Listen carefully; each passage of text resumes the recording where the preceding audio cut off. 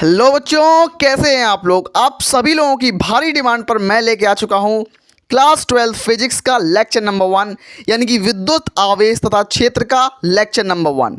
ये बोर्ड 2026 वाले बच्चों के लिए एक पैनीसिया होने वाला है कि आज की क्लास में मैं सभी बच्चों को बता दूंगा कि आपको कैसे तैयारी करनी है और कितने टॉपिक्स पढ़ने हैं ताकि आप बहुत अच्छे मार्क्स ला पाएँ। तो आज जो बच्चे मेरे साथ जुड़े हैं, सबसे पहले वो एक कमेंट छोड़ें कि वो कितना परसेंट लाना चाहते हैं फिजिक्स के अंदर। तो फिजिक्स को मैं आज इतने बेहतरीन तरीके से पढ़ाऊंगा। देखो, फिजिक्स में क्या होता है कि जितने चैप्टर्स होते हैं वो आपस में एक दूसरे से कनेक्टेड होते हैं। मतलब पहला चैप्टर आपका विद्युत आवेश तथा क्षेत्र है, दूसरा चैप्टर स्थिर विद्युत विभव एवं धारिता है। तो उसके आगे जब हम बढ़ते जाएंगे ना, तो चैप्टर एक दूसरे से लिंक होते हैं। तो आप पहला चैप्टर भी अच्छे से पढ़ो, मतलब पहला लेक्चर देखो अच्छे से। आज का इंट्रोडक्शन लेक्चर होने वाला है। आज मैं आपको इतने प्रैक्टिकल तरीके से फिजिक्स को समझाऊंगा, आवेश को बताऊंगा कि आवेश क्या होता है, आवेश के गुण क्या होते हैं, आवेश का मात्रक क्या होता है, आवेश की विमा क्या होती है, सब कुछ बताऊंगा। लेकिन हाँ, आप लोगों ने मेरे ऊपर विश्वास किया है तो विश्वास को निभाना पड़ेगा। मतलब मैंने UP board district rank 4 gain किए तो आपको डिस्ट्रिक्ट रैंक 1 लेके आनी है, मैं बस यही आशा करता हूँ। तो आइए बढ़ते हैं आवेश की तरफ। तो सबसे पहले आवेश के इतिहास को देखते हैं, हिस्ट्री ऑफ चार्ज देखते हैं। आवेश होता क्या है? सबसे पहले आवेश क्या होता है? आवेश किसी वस्तु का मूलभूत गुण है। आवेश क्या है? आवेश किसी वस्तु का मूलभूत गुण है जिसके कारण वह अपने चारों ओर, मतलब मैं एक आवेश हूं और मेरा ये आवेश क्या है? मेरी गुण है। मतलब मैं एक अच्छा हूं या मैं बुरा हूं, मैं मेरी अच्छाई या बुराई है मेरा एक गुण है, ये मेरा एक प्रॉपर्टी है। तो आवेश भी एक वस्तु की प्रॉपर्टी होती है, याद रखना इस चीज को। तो आवेश क्या होता है? किसी वस्तु का वह गुण, किसी वस्तु का गुण होता है। तो किसी वस्तु का वह गुण जिसके कारण वह अपने चारों ओर, अपने सराउंडिंग, मतलब अपने चारों ओर विद्युत क्षेत्र उत्पन्न करता है या उसको अनुभव करता है। विद्युत क्षेत्र को उत्पन्न करता है, मतलब या उसको जनरेट करेगा या उसको फील करेगा, उत्पन्न करेगा या अनुभव करेगा, उसको बोलते हैं विद्युत आवेश, यानी कि इलेक्ट्रिक चार्ज के बारे में देखेंगे। अगर हम प्राचीन इतिहास की बात करें तो आवेश को पहले कोई नहीं जानता था। लोग विद्युत को अलग समझते थे और चुंबक को अलग समझते थे, लेकिन अब ऐसा नहीं है। विद्युत और चुंबक, विद्युत तो आप जानते होंगे, घरों में बिजली आती है ना, विद्युत, विद्युत मतलब इलेक्ट्रिक। इलेक्ट्रिक और मैग्नेट, मैग्नेट अलग अलग नहीं है, आपस में कनेक्टेड ही हैं। कैसे? आप इस चीज के बारे में जानेंगे इलेक्ट्रोमैग्नेटिक इंडक्शन के बारे में, विद्युत चुंबकीय प्रेरण में आप इसको पढ़ेंगे, जो कि ऑरस्टेड ने जिसका प्रयोग किया था। जैसे कि अगर मैं एग्जांपल के लिए आप लोगों को बताऊं कि आपके घर में जो बिजली आती है, वायर है आपके घर में, एसी, कूलर, पंखा, टीवी, फ्रिज आपका जिससे चलता है, वो किससे चलता है? बिजली से चलता है। तो बिजली के तार के अंदर अगर देखते हैं, जैसे कि ये एक बिजली का तार है, तो इसके चारों ओर विद्युत क्षेत्र उत्पन्न होगा। बिजली इसके अंदर बह रही है, मतलब इसके अंदर इलेक्ट्रॉन्स फ्लो कर रहे हैं, आवेश बह रहा है, तो इसके चारों ओर एक विद्युत क्षेत्र उत्पन्न होगा। विद्युत क्षेत्र के साथ साथ अकेला विद्युत क्षेत्र उत्पन्न नहीं होता है, विद्युत क्षेत्र के साथ साथ चुंबकीय क्षेत्र यानी कि इलेक्ट्रिक फील्ड जनरेट होगा और उसके साथ साथ मैग्नेटिक फील्ड जनरेट होगा। दोनों साथ साथ रहते हैं। मतलब 1820 ईस्वी में ये पता लगा, ऑरस्टेड ने ये बताया कि 1820 ईस्वी में 1820 में बताया कि विद्युत और चुंबक अलग अलग नहीं है, ये आपस में कनेक्टेड होते हैं। तो इस चीज के बारे में अब हमें पता लगा। और विद्युत किससे आता है? विद्युत आता है आवेश से। विद्युत धारा क्या होती है? आवेश के प्रवाह की दर। तो सबसे मूलभूत राशि क्या है? आवेश है। तो आवेश के बारे में हम पढ़ेंगे। जैसे आप एक फर ले लो, फर मतलब बिल्ली के पंख ले लो, बिल्ली की खाल ले लो, और आप एक प्लास्टिक की रॉड ले लो। बिल्ली की खाल और प्लास्टिक की रॉड को जब आप रगड़ोगे तो रॉड जो है वो चार्ज हो जाएगी, तो रॉड चार्ज हो जाएगी। या फिर आप लोहे का, आप कोई भी धातु का कपड़ा ले लो, आप आप एक कपड़ा ले लो और धातु की छड़ ले लो, आप उसको जब रगड़ोगे तो वो दोनों आपस में चार्ज हो जाएंगे। ऐसे भी चार्ज किया जाता है। मैं आपको एग्जाम्पल के लिए यहां आपको दिखाने वाला हूं प्रैक्टिकल करके कि चार्ज कैसे किया जाता है किसी वस्तु को। आइए समझते हैं उस चीज को। मतलब दोस्तों, मेरे पास ये कागज है, दोस्तों मेरे पास ये कागज है और मेरे पास ये कंघी है। कंघी को मैं अपने बालों में रब करूंगा, इस तरीके से बाल बनाऊंगा, अपने बालों को रब करूंगा इस तरीके से, और इसको मैं अपने इस कपड़े के साथ रगड़ रहा हूं, इसको रब कर रहा हूं, इसको इस तरीके से मैं रब कर रहा हूं। तो आप देखेंगे कुछ टाइम बाद ये चार्ज हो जाएगी। तो हाँ दोस्तों, अभी मैं इसको रगड़ रहा हूं, अब देखना इसको, तो आपस में कनेक्ट करते जा रहे हैं। मतलब आपस में फोर्स ऑफ अट्रैक्शन लग रहा है इन दोनों के बीच में। इसमें थोड़ा अच्छे से नहीं हो पाए क्योंकि इसको ऊन के कपड़े से रगड़ा जाए तो ज़्यादा बेहतर तरीके से होता है। तो क्या होता है, मैंने यहाँ पर आपको कागज़ दिखाया और कंघी दिखाई। कागज और कंघी आपस में अट्रैक्ट कर रहे हैं। कैसे? मैंने कागज को कपड़े से रगड़ा, कंघी को अपने बालों में लगाया, तो आपस में ये दोनों चार्ज हो गए, आवेशित हो गए, जिस कारण से ये विपरीत आवेश, इस एक पर अगर नेगेटिव चार्ज होगा तो दूसरे पर पॉजिटिव चार्ज होगा, मतलब विपरीत आवेश थे, तो आपस में एक दूसरे को आकर्षित कर रहे थे, मतलब अट्रैक्ट कर रहे थे आपस एक दोनों आपस में चिपक रहे थे। इसीलिए आपने देखा होगा, कभी कभी आपने घर में कागज के छोटे छोटे टुकड़े ले लो, उन कागज के छोटे छोटे टुकड़ों को जमीन में रख दो या कहीं भी रख दो, टेबल पे रख दो, और आप अपने बालों में कंघी करो। ऑलमोस्ट आप 3 से 4 मिनट तक आप अपने बालों में कंघी करोगे तो वो कंघी आवेशित हो जाएगी। जब आप उन कंघी को कागज के टुकड़ों के पास लेके जाएंगे तो वो कागज के टुकड़े उस कंघी में चिपकेंगे। कैसे चिपकेंगे? आकर्षित होंगे, मतलब उसके ऊपर आएंगे, इस तरीके से ऊपर, वो पृथ्वी से, मतलब गुरुत्वाकर्षण बल लगेगा, लेकिन उससे भी ज़्यादा लगेगा स्थिर विद्युत बल। स्थिर विद्युत बल ज़्यादा होता है इसमें, और गुरुत्वाकर्षण बल कमज़ोर पड़ जाता है इसमें। तो ये ऊपर की तरफ हवा में उड़ के कंघी की तरफ आते हैं, तो कंघी में चिपक जाते हैं। ये पूरा फिनोमेना होता है। अगर आपको कोई बोले कि फिजिक्स में क्या पढ़ा आपने, तो आज यही बताना कि मैंने आज फिजिक्स में आवेश के बारे में पढ़ा। और हाँ दोस्तों, आप इसको जादू का नाम देकर थोड़ा बहुत एंजॉयमेंट भी कर सकते हैं। तो ये कैसे चिपकेगा? वो आवेशित होकर आपस में चिपक जाएगा। तो आज के टॉपिक्स में हम बात करेंगे, आज क्लास में हम क्या क्या पढ़ेंगे। आज की क्लास में हम बेहतरीन टॉपिक्स देखेंगे कि जो इस विद्युत आवेश तथा क्षेत्र है, electric field and charge chapter है, ये हमारा 8 मार्क्स कैरी करता है। किसके अंदर? क्लास 12 फिजिक्स में। क्लास 12 फिजिक्स में 8 नंबर का चैप्टर है ये, मतलब 10% से भी ज़्यादा वेटेज रखता है। ये अकेला चैप्टर नहीं होता है, इसके साथ साथ एक चैप्टर भी होता है, उसका नाम है स्थिर विद्युत विभव में धारिता। ये दोनों चैप्टर मिला के स्थिर विद्युतिकी के सिर्फ 2 चैप्टर हैं, और दोनों चैप्टर वेरी इंपॉर्टेंट हैं। एक लॉन्ग क्वेश्चन तो यहाँ से बिल्कुल आना तय होता है, वो डेरिवेशन से आएगा। इस चैप्टर से न्यूमेरिकल बहुत कम बनते हैं, अगर न्यूमेरिकल बनता भी है तो वो 2-3 टॉपिक्स होते हैं, सिर्फ 3 टॉपिक्स हैं जहाँ से न्यूमेरिकल्स बनते हैं। तो आइए देखते हैं आज के टॉपिक्स को। आज हमें कौन कौन से टॉपिक्स कवर। तो हाँ बच्चों, अब मैं आपको बताऊंगा आपके टॉप 12 टॉपिक्स। इस चैप्टर के अंदर आपको केवल 12 चैप्टर्स को पढ़ना है। मैं आपको इतना बेसिक से क्यों पढ़ा रहा हूँ? मैं आपको बिल्कुल जीरो से पढ़ाऊंगा, क्योंकि बहुत से बच्चे इस चैप्टर को पहली बार पढ़ेंगे और बहुत से बच्चे इस चैप्टर का रिवीजन करेंगे। ऑलमोस्ट 5वीं बार रिवीजन करेंगे इस चैप्टर का, जो मेरे साथ जुड़े हुए हैं। और जो बच्चे इसको पहली बार पढ़ रहे हैं ना, वो भी बहुत अच्छा स्कोर करके आ पाएंगे, क्योंकि मैं बिल्कुल जीरो से पढ़ाऊंगा, बिल्कुल बेसिक से पढ़ाऊंगा और आपको एडवांस लेवल पर लेके जाऊंगा। तो इस चैप्टर में हमें कौन कौन से टॉपिक्स कवर करने हैं, आइए उनको समझते हैं दोस्तों। तो सबसे पहला टॉपिक होगा हमारा आवेश के बारे में। आवेश होता क्या है, यानी कि चार्ज क्या है, चार्ज के टाइप कितने होते हैं, मतलब चार्ज कितने प्रकार का होता है, धन आवेश क्या होता है, ऋण आवेश क्या होता है, मतलब पॉजिटिव चार्ज क्या होता है और नेगेटिव चार्ज क्या होता है, इसके बारे में मैं भी आपको बताऊंगा, लेकिन आवेश के अंदर ही बताऊंगा। उसके बाद आवेश के गुण बताऊंगा। सबसे पहला टॉपिक आवेश बताऊंगा। दूसरा टॉपिक क्या होगा? आवेश का गुण बताऊंगा। आवेश का गुण मतलब प्रॉपर्टी ऑफ चार्ज, यानी कि आवेश समान आवेश प्रतिकर्षित करते हैं, विपरीत आवेश आकर्षित करते हैं। आवेशों को ना तो बनाया जा सकता है और ना ही बिगाड़ा जा सकता है। ये सब कुछ मैं बताऊंगा आपको आवेश के गुण में। और हाँ, क्वेश्चन भी ये आता है कि आवेश क्या है और आवेश के 2 गुण लिखिए। 3 नंबर का क्वेश्चन हो सकता है ये, कि आवेश क्या है, आपको ये पता होना चाहिए। आवेश के गुण क्या क्या हैं, प्रॉपर्टीज ऑफ चार्ज, ये भी आपको पता होना चाहिए दोस्तों। तो आवेश के गुण देखेंगे। उसके बाद क्या है? कूलॉम का नियम, यानी कूलॉम्स लॉ देखेंगे, कूलॉम का नियम देखेंगे। उसके बाद क्या देखेंगे? अध्यारोपण का सिद्धांत। ये एक सिद्धांत होता है जिसमें बलों के ऊपर ये सिद्धांत आधारित होता है। इस सिद्धांत के बारे में भी आपको बताऊंगा। अध्यारोपण का सिद्धांत जिसको बोलते हैं, अध्यारोपण का सिद्धांत, इसको बताऊंगा। उसके बाद आवेशों का वितरण, मतलब आवेशों का वितरण 3 तरीके से होता है। सबसे पहला सतत आवेश वितरण और दूसरा होता है असतत आवेश वितरण। उसके अलावा रेखीय आवेश घनत्व, आयतन आवेश घनत्व, रेखीय आवेश घनत्व, आयतन आवेश घनत्व, इन सब के बारे में मैं आपको बताऊंगा। अभी आपको बिल्कुल नई नई चीजें लग रही होंगी कि आप क्या बोल रहे हो, सतत आवेश वितरण, असतत आवेश वितरण, सब कुछ बताऊंगा।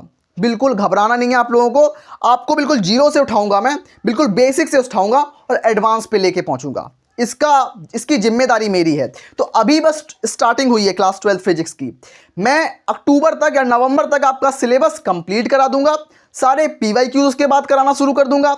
वन शॉट्स आएंगे, वन शॉट्स तो साथ ही साथ चलते रहेंगे, लेकिन कुछ special type of one shot, जिनको गन शॉट बोलेंगे, एक गोली की तरह गन से शॉट कर दो, गन शॉट में लेके आऊंगा, जिनको करने के बाद आप आसानी से 95+ तो बिल्कुल आसानी से सिक्योर कर ही पाओगे अगर अच्छे से प्रैक्टिस करोगे। अच्छी एक रेफरेंस बुक ले लेना आप लोग, उसके साथ साथ आप एनसीईआरटी को प्राइमरी रखो, एनसीईआरटी बुक को प्राइमरी रखो, वो आपको काम आएगी। उसके बाद क्या करना है, आपको प्रैक्टिस करनी है दबा के। और जो न्यूमेरिकल्स मैं लगा रहा हूं ना, जो लगवाऊंगा आपको, वो सारे मोस्ट इंपॉर्टेंट न्यूमेरिकल्स होंगे। उनको एक कॉपी पे लिखना, अलग से लिखना, जितना मैं बोलूं उतनी प्रैक्टिस करना। आपका रिजल्ट 95% नहीं लाके दिया ना, तो वो मेरी जिम्मेदारी होगी, मैं आपको 90% 95% दिलाऊंगा। तो आपको अगर डिस्ट्रिक्ट टॉपर बनना है, अगर आपको स्टेट टॉपर बनना है, तो अपने अंदर एक आग, अपने अंदर एक डेडिकेशन लाना होगा। मोटिवेशन से कुछ नहीं होता। मैं एक सेकंड आपको बताना चाहूंगा दोस्तों, अगर बच्चों आप लोग मोटिवेट होंगे तो मैं आपको कितने मोटिवेशन दूंगा, 2 मिनट आपको मोटिवेशन दूंगा। मोटिवेशन आपका कितने दिन तक रहेगा, 2 से 4 दिन तक मोटिवेशन रहेगा। लेकिन आपको ईयर लॉन्ग पढ़ना है, पूरी साल तैयारी करनी है। उसके लिए मोटिवेशन की जरूरत नहीं पड़ेगी, उसके लिए आपको अनुशासित रहना पड़ेगा, डिसिप्लिन रहना पड़ेगा। तो डिसिप्लिन आपको बनाना पड़ेगा, plus hard work. Discipline plus hard work भी करना पड़ेगा। ऐसी बात नहीं है कि आप बिना हार्डवर्क के टॉपर बन जाओ। डिसिप्लिन प्लस हार्डवर्क बराबर सक्सेस, मतलब बराबर टॉपर। तो टॉपर बनने का यही मूल मंत्र है, आप लोगों को बताया मैंने। और उसके साथ साथ हार्डवर्क के साथ साथ स्मार्ट वर्क भी करो, मतलब एक अच्छी गाइडेंस भी लो। और गाइडेंस की जिम्मेदारी मेरी है देनी, यानी कि कॉपी को कैसे लिखें, कौन से डाउट्स आपको आ रहे हैं, कि कैसे रिवीजन करें, कैसे सेल्फ स्टडी करें, कैसे नोट्स बनाएं, सब कुछ मैं बताऊंगा। ये मेरी रिस्पॉन्सिबिलिटी है, ठीक है। तो आइए मैं बात करता हूं आवेशों के वितरण पर। तो ये आवेशों का वितरण मैं आपको बताऊंगा, हमारा 5वां नंबर टॉपिक होगा। हमारा 6वां नंबर टॉपिक क्या होगा, विद्युत क्षेत्र, मतलब इलेक्ट्रिक फील्ड। विद्युत क्षेत्र यानी इलेक्ट्रिक फील्ड। जैसे कि मैं एक आवेश हूं और मैं अपने चारों ओर का क्षेत्र बनाता हूं, उस क्षेत्र को क्या बोलते हैं ना, उस क्षेत्र को बोलते हैं विद्युत क्षेत्र, यानी कि इलेक्ट्रिक फील्ड। इस क्षेत्र के बारे में हम पढ़ेंगे। और उसके बाद इस क्षेत्र में विद्युत क्षेत्र रेखाओं को देखेंगे। विद्युत क्षेत्र रेखाओं के बाद देखेंगे विद्युत क्षेत्र की तीव्रता, यानी कि इंटेंसिटी ऑफ इलेक्ट्रिक फील्ड के बारे में देखेंगे। इलेक्ट्रिक फील्ड लाइंस के बारे में देखेंगे, किसके अंदर, विद्युत क्षेत्र के अंदर। तो आपको इस टॉपिक के अंदर और 2 टॉपिक्स भी पढ़ने होंगे, ठीक है। तो विद्युत क्षेत्र रेखा यानी कि इलेक्ट्रिक फील्ड लाइंस भी हम देखेंगे। देखो, अगर आप ये पोर्शन कर लेते हो ना, ये शुरुआत के अगर 3 चैप्टर आप अच्छे से पढ़ लेते हो, तो बचे हुए चैप्टर्स जो बचते हैं ना, वो आराम से हो जाते हैं। जैसे अगर आप यहाँ विद्युत क्षेत्र रेखाएं पढ़ रहे हो, तो चुंबक में जाओगे ना, जब आप मैग्नेट में जाओगे तो वहाँ मैग्नेटिक फील्ड लाइंस पढ़ोगे, चुंबकीय क्षेत्र रेखाएं पढ़ोगे, बिल्कुल सेम इसी की तरह की होंगी। आप अगर शुरुआत में अच्छे से पढ़ाई करते हो, एक चैप्टर दूसरे से जुड़ा हुआ है, दूसरा चैप्टर तीसरे से जुड़ा हुआ है, तीसरा चैप्टर चौथे से जुड़ा हुआ है, मतलब फिजिक्स में सारे चैप्टर्स एक दूसरे से लिंक होते हैं। ये बात आप याद रखो। उसके बाद देखेंगे विद्युत द्विध्रुव, यानी कि विद्युत मतलब इलेक्ट्रिक, द्विध्रुव मतलब डाइपोल। तो इलेक्ट्रिक डाइपोल के बारे में हम लोग स्टडी करेंगे। इलेक्ट्रिक डाइपोल क्या होता है ये देखेंगे। इलेक्ट्रिक डाइपोल्स के हम कुछ इसके एग्जांपल्स भी देखेंगे इलेक्ट्रिक डाइपोल के। उसके बाद हम बात करेंगे इलेक्ट्रिक डाइपोल मूवमेंट की, यानी कि विद्युत द्विध्रुव आघूर्ण की। हमारा 9th नंबर टॉपिक ये है, विद्युत द्विध्रुव आघूर्ण। और यहां से इसका मात्रक पूछा जाता है, इसकी विमा भी पूछी जाती है कभी कभी, और इसकी क्या पूछी जाती है, ये सदिश राशि या अदिश राशि है, ये भी पूछा जाता है। तो विद्युत द्विध्रुव आघूर्ण एक सदिश राशि है, और जिसकी दिशा ऋणावेश से धनावेश की तरफ होती है, निगेटिव चार्ज से पॉजिटिव चार्ज की तरफ होती है। ये सब कुछ मैं आपको बताऊंगा। अगर आपको ये सब हवाई लग रहा है, थोड़ा टफ लग रहा है, तो डोंट वरी बच्चों, अभी क्लासेस स्टार्ट नहीं हो रही हैं। ये इंट्रोडक्शन लेक्चर है। इंट्रोडक्शन लेक्चर मतलब आज इस चैप्टर का ओवरव्यू देखेंगे। क्लास 12 फिजिक्स में क्या पढ़ना है, इस चैप्टर के बारे में इससे शुरुआत करेंगे। ऐसे हमें पढ़ना है, इस तरीके से हमें तैयारी करनी है। ये तो विद्युत द्विध्रुव आघूर्ण देखेंगे। और जो बच्चा शुरू से लेकर अंत तक मेरे साथ जुड़ेगा, यानी कि जून से लेकर अक्टूबर तक मेरे साथ जो बच्चा जुड़ेगा, मुझ पे विश्वास करेगा, तो उसका रिजल्ट जो है इतना धांसू, इतना जबरदस्त लेके आएगा कि वो सोच नहीं सकता है। वो स्टेट टॉप भी कर सकता है, वो डिस्ट्रिक्ट टॉप भी करेगा, क्योंकि मैं आपको वो हर चीज़ दूंगा बिल्कुल फ्री ऑफ कॉस्ट में। देखो, मैं जानता हूं कि हम सब मिडिल क्लास फैमिली से आते हैं, हमारे लिए 2, 4, 5 हज़ार रुपये अफोर्ड करने बैच लेना बहुत मुश्किल होता है। मैं जानता हूं कि हम लोग बैच नहीं ले सकते, लेकिन हाँ, मैं आपको बैच से भी अच्छा कंटेंट दूंगा, सारे PYQ कराऊंगा, सारे वन शॉट दूंगा, सारा रिवीजन कराऊंगा, एक टॉपर स्टाइल में कॉपी लिखना भी सिखाऊंगा। तो सब कुछ मिलेगा बिल्कुल फ्री ऑफ कॉस्ट में, बिल्कुल फ्री दूंगा मैं आप लोगों को। विद्युत द्विध्रुव पर बल आघूर्ण, मतलब विद्युत द्विध्रुव पर बल आघूर्ण को भी देखेंगे। ये हमारा इंपॉर्टेंट टॉपिक होगा, ये भी 10 नंबर टॉपिक भी हमारा इंपॉर्टेंट होगा। उसके बाद 11 नंबर टॉपिक हमारा होगा इलेक्ट्रिक फ्लक्स, यानी कि विद्युत फ्लक्स के बारे में देखेंगे। ये भी इंपॉर्टेंट टॉपिक है हमारा, विद्युत फ्लक्स के बारे में देखेंगे, विद्युत फ्लक्स। और सभी टॉपिक्स जो हैं बहुत आसान टॉपिक हैं, मतलब क्लास 12th फिजिक्स और 11th की फिजिक्स। मैं अगर बताऊं आपको कि कक्षा 11वीं की फिजिक्स ये है, कक्षा 12वीं की फिजिक्स ये है।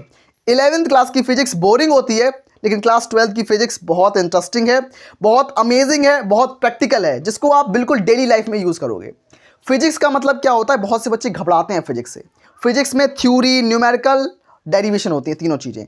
लेकिन अगर आप फिजिक्स को अंदर से देखोगे ना, घुस के फिजिक्स में देखोगे, तो आपको अपने आसपास जो भी चीज़ें दिखाई देंगी वो सब कुछ फिजिक्स की मदद से हो रहा है, सब कुछ फिजिक्स की मदद से। और आप चाहते हो स्कॉलरशिप लेना, अगर आप चाहते हो अपने पेरेंट्स का नाम रोशन करना, तो फिजिक्स को नेग्लेक्ट मत करना, फिजिक्स के साथ पढ़ाई करना। अगर कोई डाउट आए तो मैं हूं ना, उसके लिए डाउट को क्लियर करने के लिए मैं हूं। विद्युत फ्लक्स देखेंगे, उसके बाद देखेंगे गाउस का नियम। गाउस का नियम देखेंगे और गाउस के नियम के अनुप्रयोग। केवल आपको 4 अनुप्रयोग करने हैं, ये डेरिवेशन होती हैं चारों डेरिवेशन में से कोई एक ना एक डेरिवेशन आपके क्लास 12 बोर्ड एग्जाम में जरूर पूछी जाएगी। मेरा वादा है आप लोगों से कि ये जरूर पूछी जाएगी, 5 नंबर की पूछी जाएगी। तो इस चीज़ को आप बिल्कुल नेग्लेक्ट नहीं करोगे। उसके बाद जब चैप्टर हमारा कंप्लीट हो जाएगा ये, फिर उसके बाद क्या करूंगा मैं, उसके बाद मैं तुरंत दूसरे दिन एक वन शॉट लेके आऊंगा, जिसमें इस पूरे चैप्टर को, कंप्लीट चैप्टर को मैं रिवाइज कराऊंगा विद इन 1.5 आवर।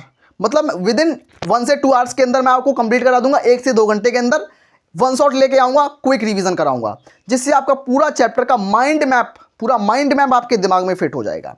तो उसके बाद मैं माइंड मैप लेके आऊंगा, मतलब वन शॉट लेके आऊंगा।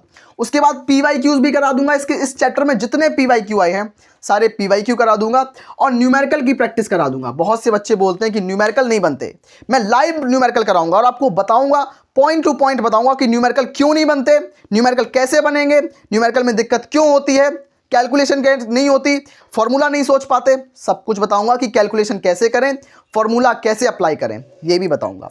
उसके बाद हम ये सब इतना सब कर लेंगे, फिर हम नेक्स्ट चैप्टर पे जाएंगे, यानी कि चैप्टर नंबर 2 पे जब हम जाएंगे। इस तरीके से मेरा मास्टर प्लान ये बोलता है कि अगर आप इस तरीके से पढ़ाई करेंगे ना, तो आपके 95 प्लस कोई रोक नहीं सकता आपके एग्जाम्स में।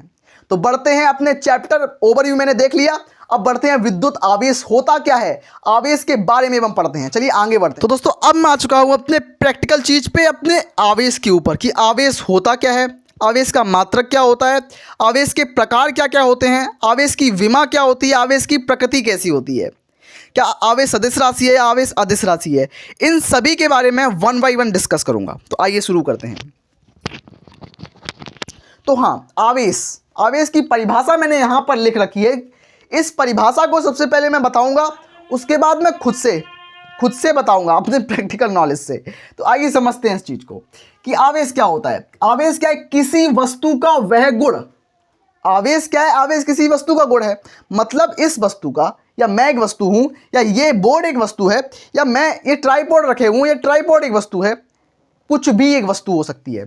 तो किसी वस्तु का वह गुण जो अपने चारों ओर विद्युत क्षेत्र उत्पन्न करता है, विद्युत आवेश कहलाता है। और आवेश को Q के द्वारा रिप्रेजेंट करते हैं, Q के द्वारा। आवेश को हम Q के द्वारा प्रदर्शित करते हैं, याद रखना इस चीज को, आवेश कहलाता है। मतलब मैं एक आवेश हूं, यदि यहां पर एक कोई आवेश रखा हुआ है, आवेश रखा हुआ है ये, तो क्या परिभाषा में बोला जा रहा है कि किसी वस्तु का वह गुण, आवेश एक गुण होता है, किसी वस्तु का वह गुण जो अपने चारों ओर विद्युत क्षेत्र उत्पन्न करता है। मतलब ये आपस में विद्युत क्षेत्र उत्पन्न करेगा इस तरीके से।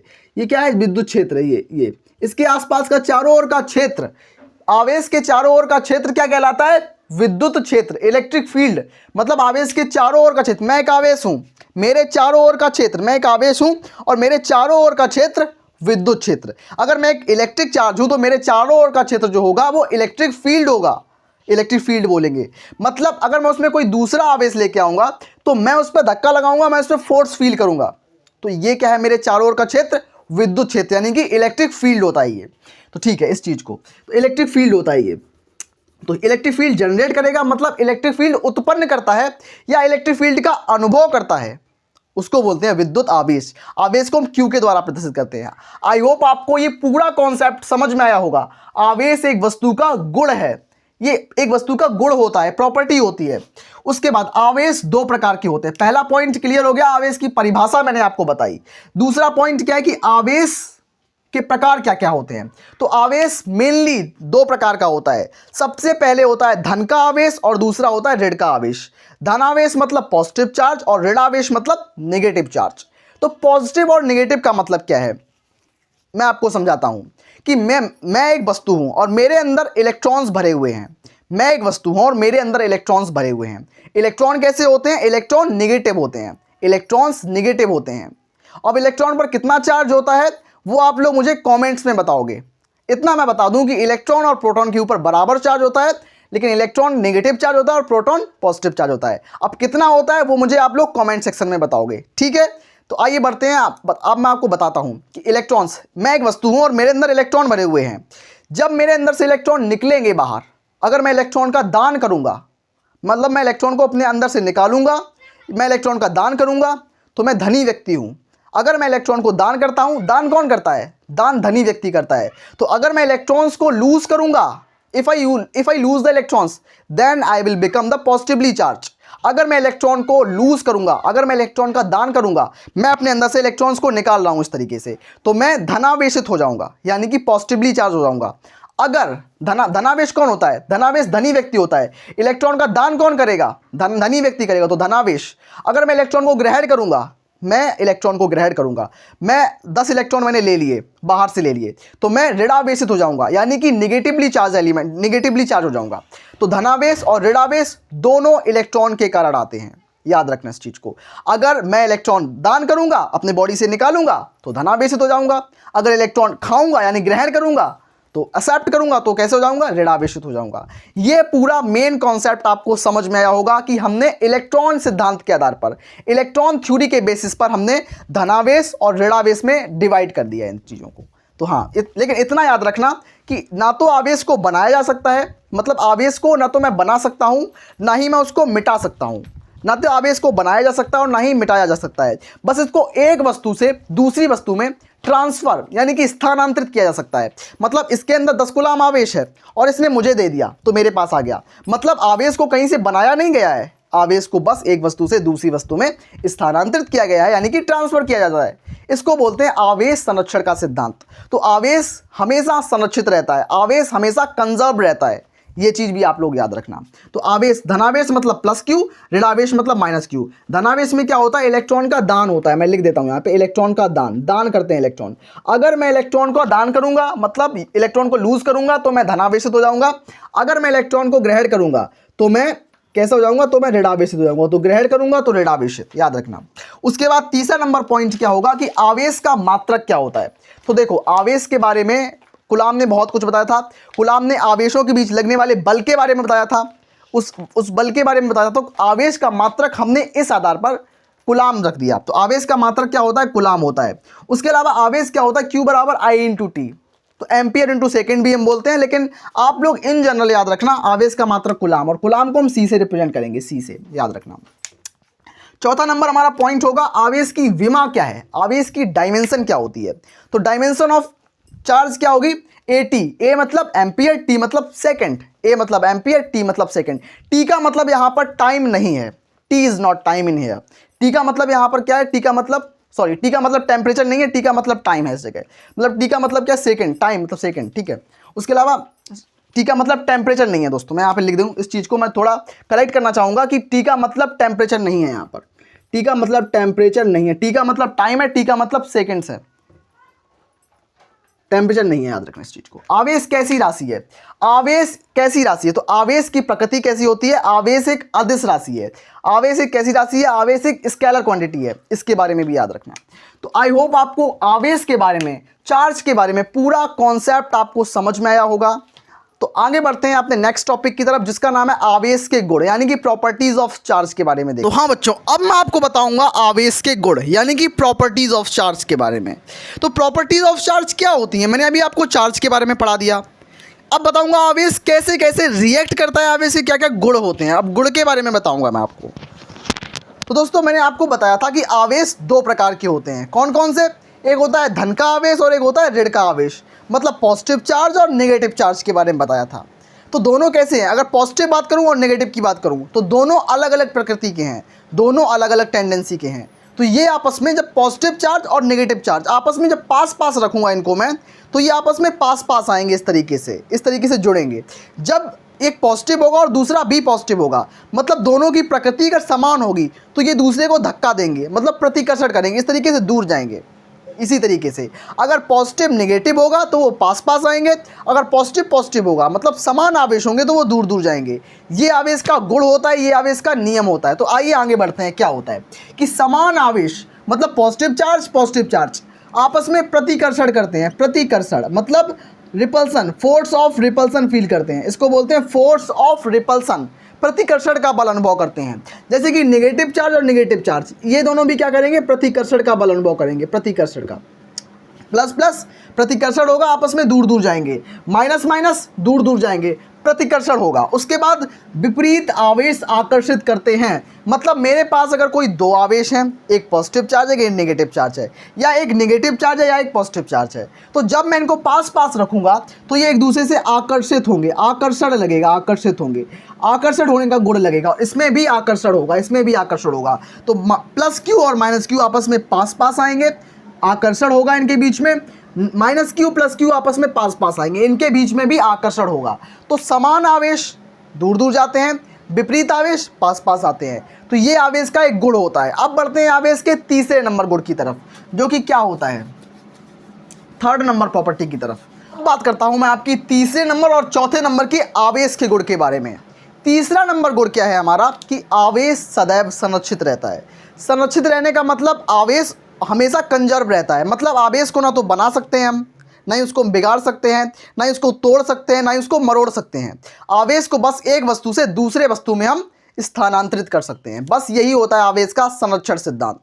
इसी को बोलते हैं आवेश सदैव संरक्षित रहता है। यही हमारा तीसरा नंबर पॉइंट है कि आवेश सदैव संरक्षित रहता है।